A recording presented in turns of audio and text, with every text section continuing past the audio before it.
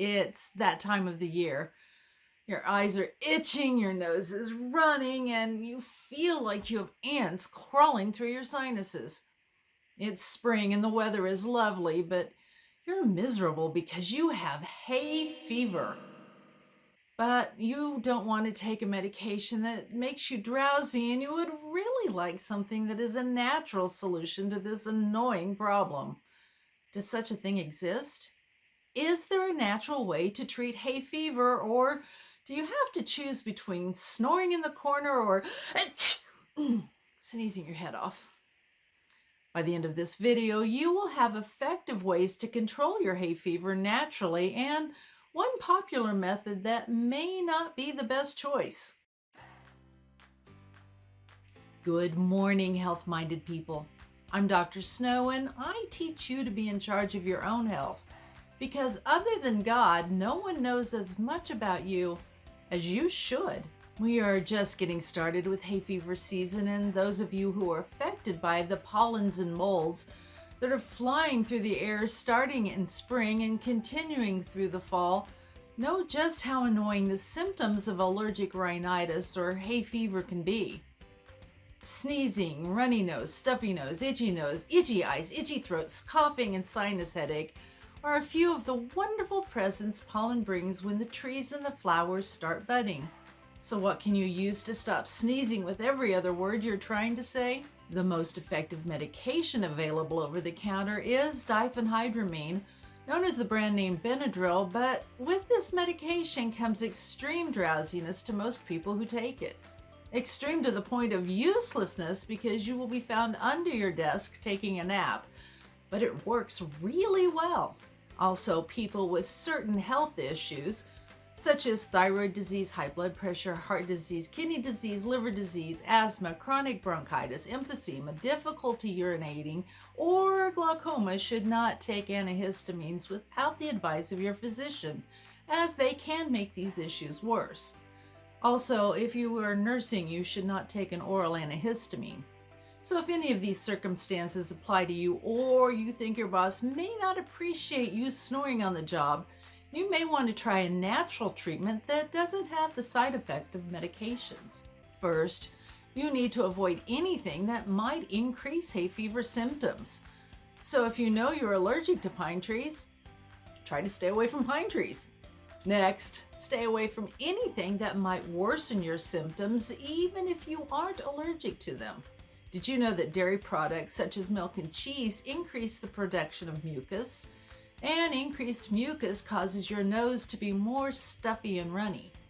Any food that you are allergic to or intolerant to may increase mucus production, so if you and gluten aren't the best friends, you may want to particularly avoid it during hay fever season.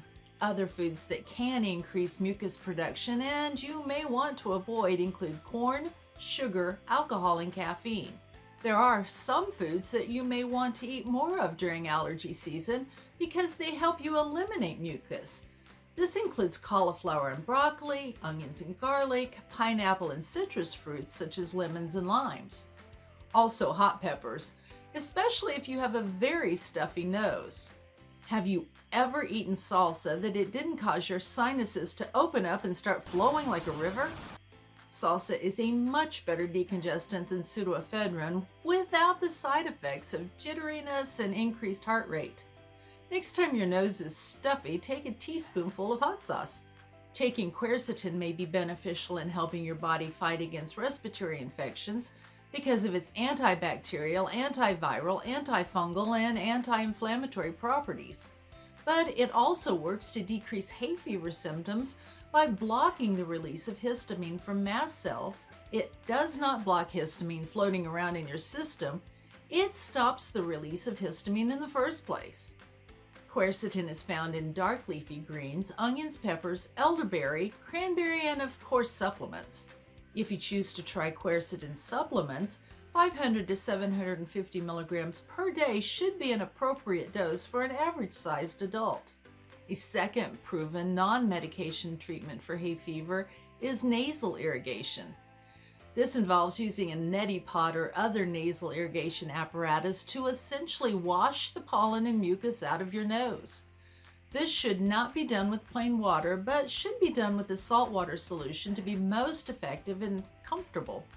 You can purchase packages to mix with distilled or boiled water that has been cooled to lukewarm, or you can make your own by mixing well 3 teaspoonsful of non-iodized salt with 1 teaspoonful of baking soda. Use 1 teaspoonful of this mixture in 8 ounces of water. Shake well, then rinse the nasal passages as directed by your apparatus's instructions. Do this every other day or every day during hay fever season, but do not rinse more than once a day unless instructed by your physician. If you're learning something new today, please hit that like button. Have you ever heard that eating local honey can decrease your hay fever symptoms? In theory, it works like receiving allergy shots from the doctor. After going through allergy testing to determine what you are allergic to, your doctor will produce an injection that has very small amounts of these allergens. By slowly increasing the concentration of these allergens over time, your body builds up a tolerance to what triggers it, and you have less reaction when you come into contact with it. The idea behind eating local raw honey is that as the bees go from flower to flower, they pick up the pollen you were allergic to and it ends up in the honey. By exposing yourself to the pollen in the honey, you should build up a tolerance and have less hay fever. And one study did show that this works. But the participants that got good results had to eat about 13 teaspoonsful of honey every day. That's 1/3 of a cup of honey every day. And while honey is very yummy, there are 5.7 grams of carbohydrate in a teaspoonful of honey, or 71 grams in 13 teaspoonsful, for an extra 252 calories every day.